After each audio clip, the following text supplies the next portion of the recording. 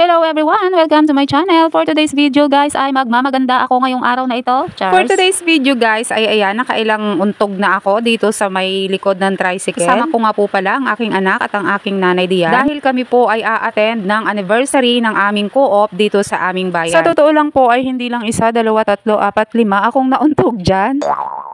Dahil medyo mataas-taas nga po ako dito sa likuran ng tricycle. Wala naman po kasi kaming sariling car, Charles. Kaya no choice kami kundi ang makiangkas or makisakay mamasahe dito sa tricycle. Bago nyo nga po pala marating ang mismong bayan ay madadaanan nyo muna itong napakagandang tanawin dito sa tabing daan. Kapag nandito na kayo, ang ibig sabihin po nun ay malapit na kayo, malapit-lapit na kayong makarating sa pinaka mismong bayan namin. At ito na nga, dito kami dumaan sa may likod, dito sa may simbahan. Naaalala ko noon dito ako nag-aaral. May bonggang-bonggang humps nga dito at nauntog na naman ako. At sa dinami-dami nga ng bukol na aking natamo ay sa wakas ay nakarating na rin kami sa aming pupuntahan. Ito nga ang tinatawag naming Sablayan Astrodome. Dito nga po gaganapin ang anniversary dahil marami-rami na nga po kaming mga miyembro. Imagine 1987 pa po kasi ito mula nung itinatag. Pagkatapos nga po namin magbayad ay agad na kami bumaba. At pagdating namin ay inabutan agad kami ng flyers. Nagkakaroon na rin po pala ng yearly butuhan sa mga BOD officers. Malaman lang mamaya kung sino ang aming iboboto.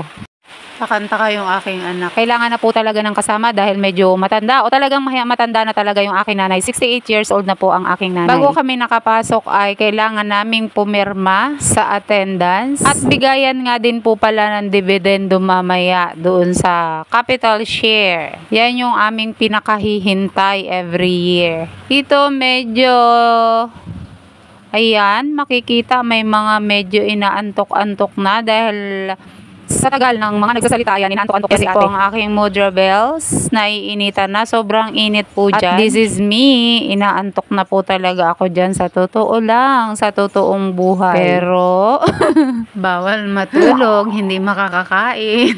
Cheers! Ito naman ang aking anak. At dyan po ay kumain na kami.